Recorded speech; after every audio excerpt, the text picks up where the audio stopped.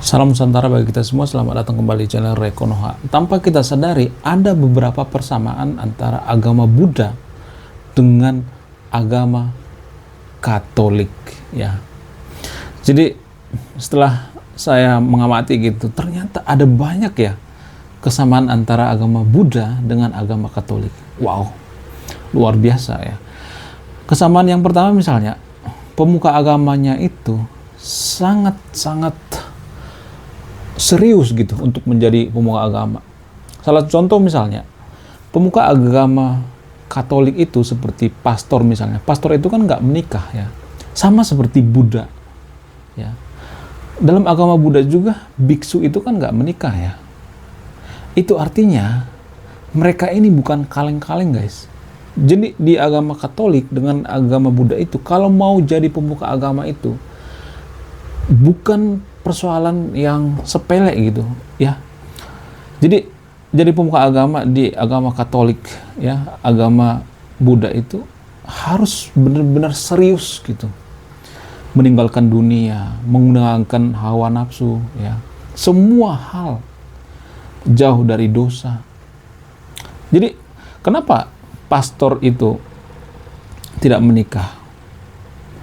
Ada beberapa alasan ya, tapi alasan yang paling masuk akal itu karena pastor itu meniru sosok Yesus Kristus ya. Yesus Kristus yang tidak menikah. Sampai Yesus Kristus disalibkan, Yesus tidak menikah ya. Begitu secara historis ya, sejarahnya.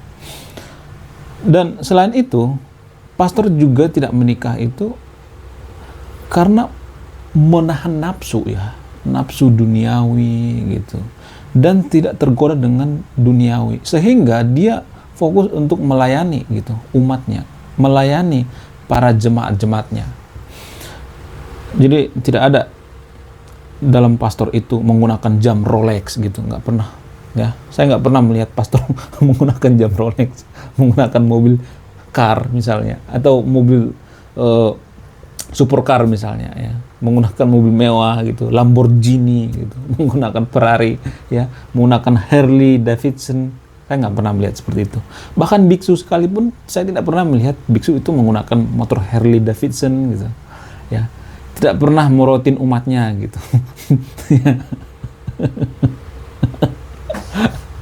Ya, saya melihat seperti itu ya.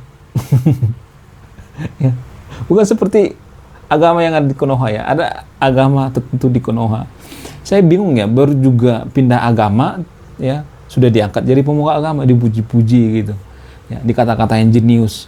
Jeniusnya di mana? Orang baru pindah agama juga ya, udah diangkat jadi pemuka agama. Saya tuh sekarang bingung ya, kok bisa ya ada pemuka agama, orang baru pindah agama nih.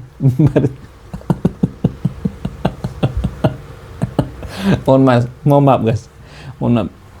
Jadi ada sebuah agama di Konoha ya. Jadi agama ini kalau misalnya ada pindah nih dari agama sebelah gitu ke agama ini, terus tiba-tiba diangkat jadi pemuka agama. Ini kan sama seperti anak TK ngajarin anak SMP gitu, anak kuliahan gitu. Konsepnya gimana? Saya juga bingung ya. Baru juga pindah agama sudah diagung-agungkan gitu, sudah diangkat jadi pemuka agama. Saya nggak ngerti gitu logikanya di mana gitu. Bahkan para penganutnya mengatakan bahwa mereka ini adalah orang-orang jenius gitu, orang-orang yang baru pindah agama. Saya melihat ini terkesan seperti mempolitisasi ya, semacam ada bermuatan politik ya, biar untuk menarik umat gitu ya kan, umat yang lain gitu.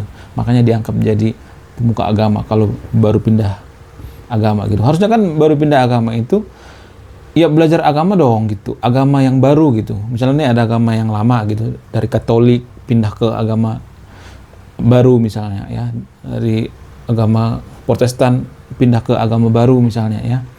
Harusnya kan mempelajari agama barunya dong, fokus gitu, bukan malah menjual menjelek-jelekkan agama lain, kan nggak boleh seperti itu. Jadi saya melihat pemuka agama Katolik ya dengan pemuka agama Buddha ini sangat spesial ya. Biksu bisa menahan nafsu duniawi, tidak tertarik dengan kehidupan yang glamor gitu, tidak tertarik dengan bayaran sekali dakwah 100 juta gitu, 30 juta, 70 juta, nggak tertarik ya. Para pastor-pastor juga seperti itu. Mereka tidak tertarik dengan bayaran, misalnya nih dakwah ke suatu tempat misalnya, atau ceramah gitu. Mereka nggak dibayar. Jadi mereka ini nggak bisa ngirim duit ke orang tuanya, guys. Kalau seorang pastor itu dia sudah melayani gitu di gereja, nggak bisa mengirim duit ke orang tuanya. Bahkan suster-suster sekalipun nggak ada mengirim duit ke keluarganya. Duit dari mana coba, orang nggak digaji juga. Tapi saya melihat di Indonesia suster-suster itu banyak membantu gereja itu dengan berbagai macam bentuk ya, seperti menjadi bidan gitu ya, menjadi tenaga medis dan lain sebagainya, dan hasilnya disumbangkan untuk gereja. Wow, luar biasa. Jadi harusnya pemuka agama itu, menurut saya itu seperti itu, harus bisa menahan godaan nafsu ya. Kalau lu mau jadi pemuka agama, tinggalkan semua duniawi. Ya, tinggalkan semuanya. Hawa nafsu. Bahkan nggak menikah coba. Jadi, kalau misalnya ada pemuka agama nggak bisa menahan nafsu, ini kan jadi masalah ya. Saya melihat di Konoha itu ya, mohon maaf ya, tapi tidak semuanya. Pemuka agama di Konoha itu malah umat, maksudnya dia lebih brutal daripada umatnya gitu. Ada yang seperti itu, ada yang goblok-goblokin gitu, goblok-goblokin tukang es teh misalnya gitu. Jadi ini kan semacam anomali ya. Kenapa sih pemuka agama itu seperti itu? Kalau misalnya ada yang mengatakan jangan menilai agama dari penganutnya dong, dari pemuka agamanya dong. Terus kita menilainya dari mana? Dari Hong Kong gitu. Orang lain itu tidak baca kitab suci kita, enggak. Orang lain itu baca perilaku kita, ya. Baca sifat kita. Mereka nggak peduli apa kitab suci kita, ya. Mereka nggak peduli itu semuanya. Siapa nabi kita, nggak peduli. Orang lain itu peduli dengan kelakuan kita, sifat kita, perilaku kita. Jadi kita lah yang menjaga karakter agama kita sendiri. Kita yang menjaga citra agama kita sendiri. Jadi kalau ada yang mengatakan jangan menilai agama itu dari penganutnya, itu artinya dia tidak menjaga citra agama itu sendiri. Artinya dia lepas tangan gitu, cuci tangan, lepas tanggung jawab. Jadi seenaknya aja gitu ngomong seperti itu. Menurut saya omongan seperti ini tidak rasional ya, tidak masuk akal. Harusnya kita yang menjaga citra agama itu sendiri. Jadi pemuka agama misalnya, harus jaga dong citra agama itu sendiri. Sama seperti seorang biksu misalnya. Jadi seorang biksu itu kan meninggalkan ya yang berbau duniawi gitu ya, godaan-godaan dan lain sebagainya. Menurut saya itu yang menarik dari agama Buddha, persamaan antara agama Buddha dengan agama Katolik. Selain pemuka agamanya tidak boleh menikah seperti pastor dan biksu, ada persamaan lain misalnya seperti konsep doktrin gitu, konsep doktrin kasih sayang ya. Katolik juga mengajarkan kasih sayang kok, kasih sayang Tuhan ya. Dan Buddha juga mengajarkan cinta kasih ya, metta gitu. Ya, selain itu pentingnya pengampunan ya. Katolik juga berorientasi pada pengampunan dosa, dan Buddha juga memaafkan kesalahan ya. Buddha juga memaafkan kesalahan kok. Jadi ada persamaannya gitu. Selain itu konsep karma. Jadi Katolik itu ada akibat perbuatan ya. Buddha juga seperti itu ya, punya konsep karma ya, hukum karma, karma pala. Selain itu, persamaan selanjutnya misalnya pentingnya kesabaran. Katolik juga mengajarkan yang namanya kesabaran dalam menghadapi cobaan ya. Dan Buddha juga mengalami atau mengajarkan kesabaran dalam menghadapi kesulitan ya. Jadi agama Katolik dengan agama Buddha itu tidak sedikit-sedikit marah gitu, sedikit-sedikit ribut gitu, sedikit-sedikit konflik gitu, sedikit-sedikit emosi, ya harus pemaaf dong. Ya. Jadi pemuka agama itu harus benar-benar mengabdi gitu, nggak boleh setengah-setengah, sama seperti pemuka agama Buddha dan pemuka agama Katolik ini, ya, mengajarkan yang namanya kesabaran dan mencontohkan, ya. Tidak hanya mengajarkan tapi mencontohkan, ya. Agama Buddha kan gitu, ya. Biksunya tuh mencontohkan langsung. Dia tidak melakukan apa yang tidak dikatakan gitu. Jadi sesuai dengan apa yang dikatakan gitu. All of the talk, ya, sejauh yang saya lihat, ya. Ada juga sih oknum-oknum, tapi oknumnya kecil banget gitu, 0,sekian% gitu. Katolik juga ada sebenarnya. Dulu pernah ada kasus itu, ya, kasus pastor dengan suster, ya, konon katanya, ya. Tapi ya itu kan 0,sekian% ya, nggak sampai 10% gitu, sampai 50% gitu, nggak seperti itu. Selain itu ada praktik dan ritual misalnya, ya.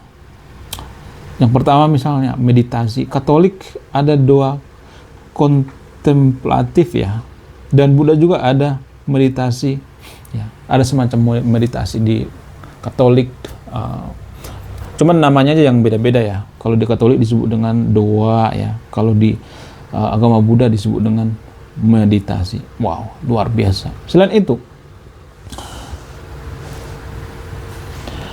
Katolik juga ada istilah puasa, ya.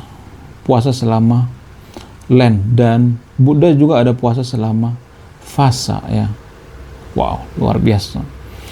Selain itu ada perayaan hari suci, ya. Katolik punya perayaan hari suci seperti Natal, ya, Paskah, dan Buddha juga ada perayaan hari Vesak, ya, Uposatha, ya, dan lain sebagainya. Selain itu penggunaan simbol juga Katolik, ya, menggunakan salib, dan Buddha menggunakan roda Dharma, ya. Selain persamaan-persamaan yang saya sebutkan barusan, ada persamaan tentang nilai dan moral juga. Wow, ini sekarang kita masuk ke fase moral, ya, nilai moral, ya. Ini pembahasan yang sangat menarik, ya. Nilai dan moral yang pertama misalnya kehormatan terhadap orang tua. Katolik hormat kepada orang tua, dan Buddha juga menghormati orang tua, sangat-sangat menghormati orang tua. Yang kedua misalnya pentingnya kejujuran. Katolik berorientasi pada kejujuran sebagai kebajikan, dan Buddha juga seperti itu, kejujuran sebagai salah satu sila.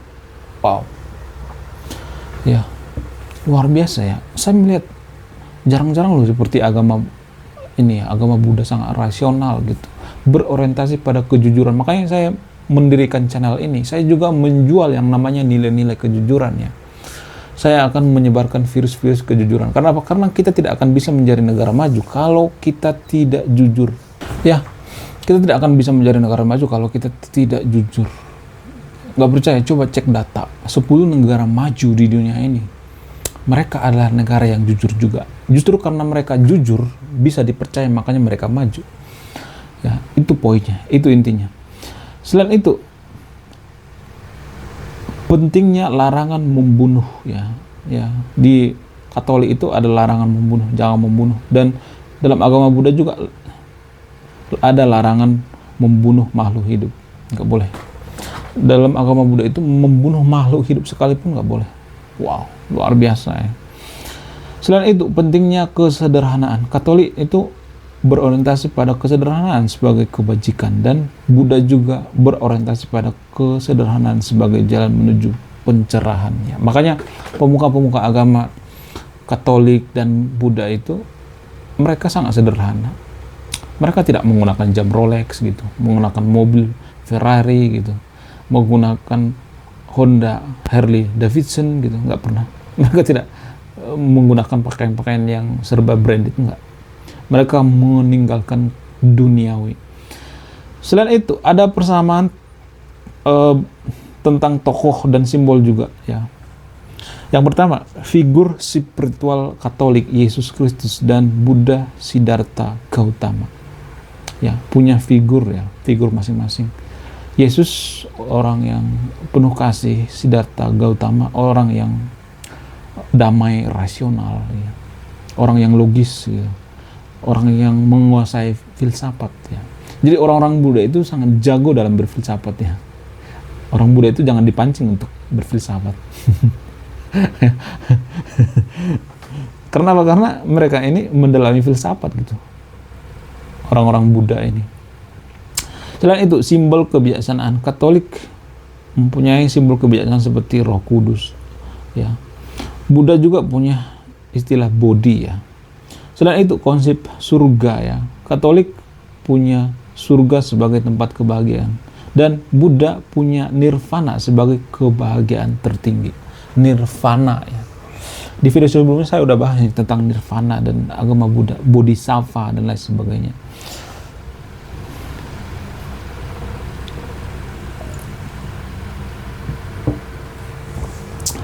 Selain persamaan, ternyata agama Buddha dan agama Katolik juga punya perbedaan, ya. Saya tetap akan membongkar perbedaannya, ya. Saya tidak a priori, ya. Ada perbedaannya juga. Ada perbedaan yang utama, misalnya seperti konsep ketuhanan. Konsep ketuhanan agama Katolik itu Tuhan yang personal, dan Buddha itu tidak ada konsep Tuhan yang personal, ya. Selain itu, tujuan akhir. Katolik mempunyai tujuan akhir, yaitu keselamatan jiwa, dan Buddha juga mempunyai tujuan akhir, yaitu pencerahan dan nirvana. Selain itu, jalan menuju keselamatan juga. Katolik ada yang disebut dengan istilah iman, kasih sayang, dan karya baik. Dan Buddha juga mempunyai jalan mulia gitu, ya, yang berunsur 8. Wah, luar biasa. Luar biasa, ya, agama Katolik dengan agama Buddha ini banyak kemiripannya. Ya, ada beberapa aspek lain yang dapat dibahas, misalnya seperti sejarah dan perkembangan, ya. Pengaruh agama Buddha terhadap Kristen awal, ya, perkembangan agama Katolik di Asia Tenggara, terus sejarah Buddha di India dan Sri Lanka. Saya melihat, ya, agama Buddha dan agama Katolik ini jarang konflik, ya. Sangat-sangat jarang konflik. Mereka ini menjauhi yang namanya konflik, ya, perdebatan yang tidak perlu gitu. Konflik yang perang jarang, ya. Kalaupun ada perang, itu bukan melibatkan agama, tidak bawa agama gitu. Tidak ada agama Katolik saya melihat sambil perang mengatakan dalam nama Bapa, Putra, dan Roh Kudus, nggak pernah langsung dibawa ke medan perang, nggak pernah seperti itu. Nggak pernah. Buddha juga tidak pernah seperti itu, tidak pernah menggunakan atribut agama untuk berperang, nggak ada. Kalaupun ada perang, itu yang dilakukan oleh biasanya karena faktor politik, ya, kepentingan negara dan lain sebagainya, ya, bukan karena agamanya. Selain itu, filosofi dan kosmologi, ya, konsep waktu dan ruang dalam agama Katolik dan Buddha. Ada semacam filosofi dan kosmologi, ya. Ada peran akal dan wahyu dalam kedua agama, ya. Akal dan wahyu, wah, luar biasa. Selain itu, ada konsep keabadian dan reinkarnasi. Agama Katolik itu masih percaya yang namanya reinkarnasi, ya, kehidupan setelah meninggal gitu. Buddha juga percaya yang namanya reinkarnasi. Walaupun secara ilmiah atau secara sains reinkarnasi itu tidak bisa dibuktikan, ya sah-sah aja kan kalau kita percaya yang namanya reinkarnasi, karena keimanan itu tidak bisa dirasionalkan, ya, tidak ilmiah sebenarnya keimanan. Kita menghargai itu. Selain itu, ada praktek spiritual, misalnya seperti perbandingan antara doa Katolik dan meditasi Buddha, ya. Terus pentingnya ritual dan simbol dalam kedua agama, praktik asketik dan kesederhanaan. Adanya dialog dan kerjasama juga antara Katolik dengan Buddha, ya. Upaya dialog antara agama Katolik dan Buddha, ya, kerjasama dalam bidang sosial dan kemanusiaan. Pengaruh agama terhadap kebudayaan dan masyarakat, ya. Jadi semua yang saya jelaskan di video ini ada sumbernya, ya. Nanti akan saya tampilkan sumbernya, ya. Tapi saya baca juga sumbernya, ya. Takutnya nanti ada yang ngomong sumbernya dari mana, dasarnya dari mana, lu ngomong asal batu dan lain sebagainya. Saya sangat sering bosan saya mendengarkan kalimat-kalimat seperti itu, ya. Ini saya memberikan sumber, ya. Sumbernya dari Ensiklopedia Katolik, terus situs resmi Gereja Katolik, ya, Ensiklopedia Buddha, situs resmi Buddha Dharma, ya. Oke, sekian video ini, terima kasih sudah menyimak, ya. Di antara sahabat yang nonton video ini, kalau misalnya tertarik dengan video saya yang bahas tentang agama Buddha, agama lokal dan sebagainya, ada banyak kok, ya, di video sebelumnya Siapa tahu Anda baru bergabung, ada banyak kok saya bahas tentang agama Buddha ya, dan agama lokal. Oke, sekian video ini. Saya Rekonoa, salam rasional.